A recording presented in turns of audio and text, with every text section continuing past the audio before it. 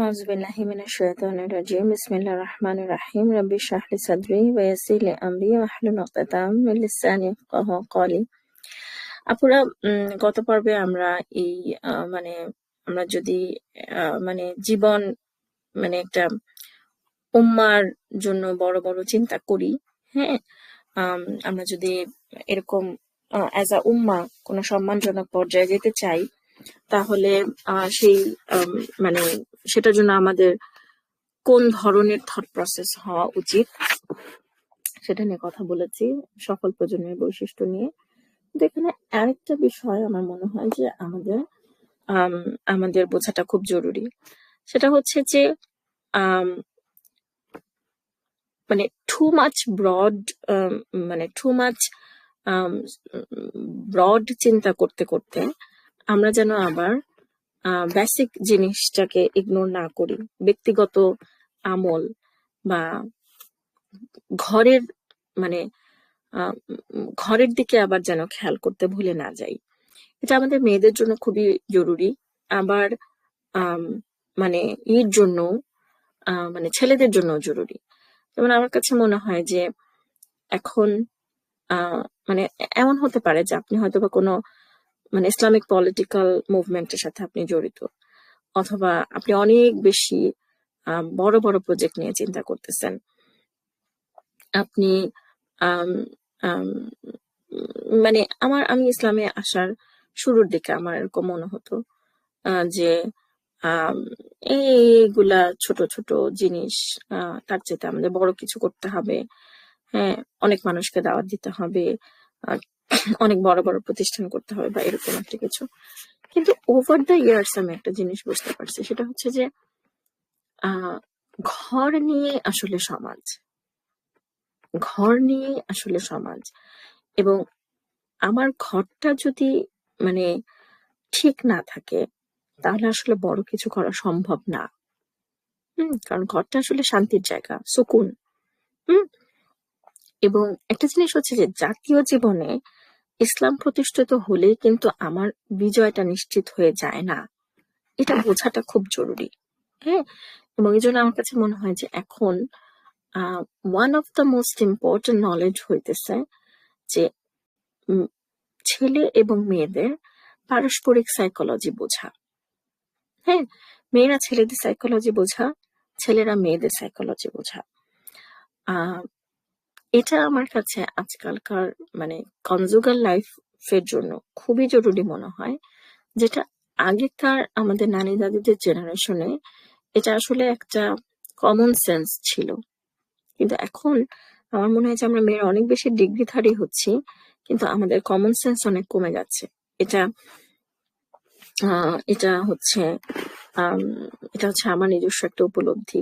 হ্যাঁ, এবং ইসলামের সামগ্রিক বিজয় ঘটলেই আমাদের নিজেদের বিজয় যে নিশ্চিত হয়ে যায় না, এটা মাথায় রাখাটা খুব জরুরি। আবার এটা সম্ভব যে ইসলাম খুবই অপমানজনক অবস্থায় আছে, কিন্তু আমি আমার চেষ্টাটুকু করেছি, সেজন্য আমি আল্লাহর কাছে পার পেয়ে গেলাম। মানে আমি আসলে দ্য হোল পয়েন্টে মানে হোল ফিয়াস্কোতে আমি আসলে মানে দর্শক হতে চাই না, আমি সৈনিক হতে চাই।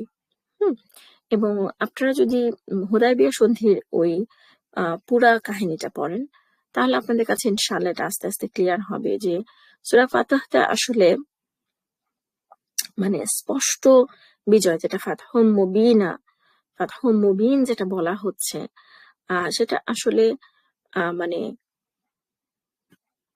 রাসূল সাল্লাল্লাহু আলাইহি সাল্লাম মানে মানে ওখানে আসলে মানে মূল চ্যালেঞ্জটা ছিল সাহাবীদের জন্য যে হুদায়বিয়া সন্ধি ইজ নট মেকিং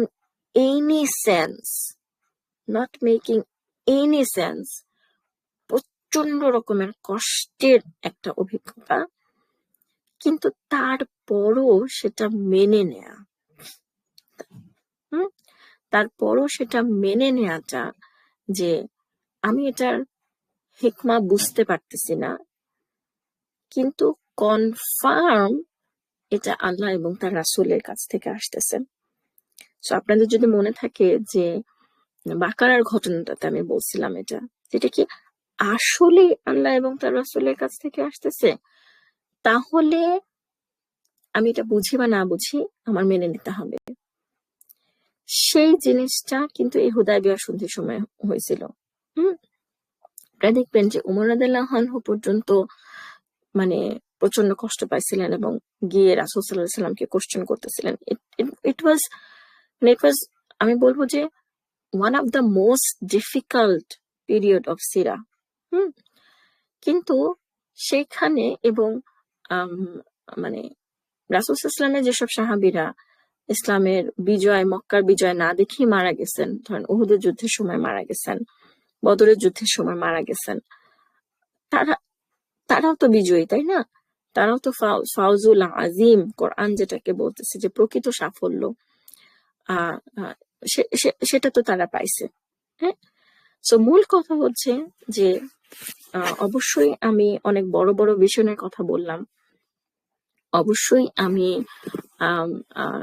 চাই যে ইসলামকে এই দুনিয়াতে বিজয়ী রূপে দেখতে এবং সেখানে সক্রিয় ভূমিকা পালন করতে, কিন্তু সেটা করতে গিয়ে আমরা যেন আবার আমাদের ব্যক্তিগত আমলের ব্যাপারে উদাসীন না হয়ে যাই, আমাদের ঘরগুলোর দিকে অ্যাপারেন্টলি যে কাজগুলোকে অর্থহীন তুচ্ছ মনে হয়, কিন্তু ঘর নামক প্রতিষ্ঠানটাকে জিইয়ে রাখতে বা করে রাখতে খুবই জরুরি। হ্যাঁ, সেগুলোর দিকে আবার আমরা যেন হেলাফেলা না করি। নেক্সট যে টপিকটা আমি কথা বলতে চাই, এটা আসলে আরো বিস্তারিত বলার মতন, আগামী পর্বে বিস্তারিত বলবো ইনশাল্লাহ। সেটা হচ্ছে যে একটা টিমের সবার কাছ থেকে আমি এক্সপেক্টেড আশানুরূপ আচরণ পাবো না। হ্যাঁ, যেমন ধরেন যে এই যে প্রজন্ম হচ্ছে জেরুজালেম জয় করেছিল, তাদের সবাই যে অটোমেটিক জান্নাতে চলে গেছে এটা কিন্তু আমরা নিশ্চিত বলতে পারি না। কারণ হচ্ছে যে আপনারা যদি ওই সংশ্লিষ্ট আয়াতগুলো পড়েন, তাহলে আপনারা দেখবেন যে এখানে কিছু মানুষের কথা বলা হয়েছে যারা হচ্ছে মানে আল্লাহর আদেশটাকে অমান্য করেছিল। কোরআনের মানে তাদেরকে যেইভাবে ওখানে জেরুজালেমে প্রবেশ করতে বলা হয়েছিল, সিজদারত অবস্থায় তারা সেটা করে নাই, অমান্য করছে। নট নেসেসারি এটার জন্যই তারা জাহান্নামে গেছে। আমি বলতেছি যে যেই টিমটা বিজয়ী হয়েছে তাদের সবাই যে অটোমেটিক জান্নাতে চলে গেছে এমন না, এবং তারা এই যে কথা যেটা বলা হয় সেটা না বলে অন্য কিছু বলে, এটা ইহুদিদের একটা স্বভাব, এবং সেটা নিয়ে আমরা নেক্সট এপিসোডে আরো বিস্তারিত কথা বলবো ইনশাআল্লাহ। জাযাকুমুল্লাহ খায়রান শোনার জন্য। আসসালামু আলাইকুম রাহমাতুল্লাহি ওয়া বারাকাতুহু।